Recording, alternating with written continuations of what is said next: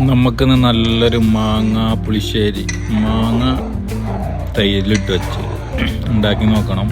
എരിവും പുളിയൊക്കെ മധുരമൊക്കെ ആയിട്ട് നല്ല രസമാണ്. അപ്പോൾ ഉണ്ടാക്കി നോക്കി എല്ലാവരും അഭിപ്രായം പറയാം. അപ്പോൾ നമുക്ക് എങ്ങനെയാണ് ഉണ്ടാക്കാൻ നോക്കാം. 2 സ്പൂണ് വെളിച്ചെണ്ണയിലേക്ക് കടുക് ഉലുവ ഇടുക. എന്നിട്ടത് നന്നായി പൊട്ടി വരുമ്പോൾ ഇതിലേക്ക് ഒരു ചെറിയ കഷ്ണം ഇഞ്ചി, ഒരു 4-5 വെളുത്തുള്ളി അരിഞ്ഞത് ഒക്കെ ഇട്ട് നന്നായി ഒന്ന് വഴണ്ട് വരുമ്പോൾ ഇതിലേക്ക് ഒരു 4-5 പച്ചമുളക്, പിന്നെ രസം കറിവേപ്പില അത് നന്നായിട്ട് ചെറുതായിട്ടൊന്ന് വാട്ടിയെടുക്കുക. എന്നിട്ട് അതിലേക്കൊരു ചെറിയ സ്പൂണ്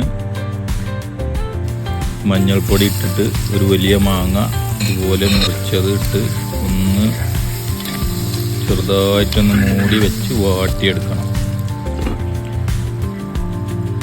അതുപോലെ നന്നായി വാടി വരുമ്പോൾ ഇതിലേക്ക് നമ്മൾ പാകത്തിന് ഉപ്പും ചേർത്ത് ഒന്ന് മിക്സ് ആക്കണം. എന്നിട്ട് നമ്മൾ അതിലേക്ക് ഒരു 200 ഗ്രാം തൈര് ചേർക്കണം. തൈര് ചേർത്ത് തിളപ്പിക്കാൻ പാടില്ല. നന്നായി മിക്സ് ചെയ്ത് നമ്മുടെ മോര്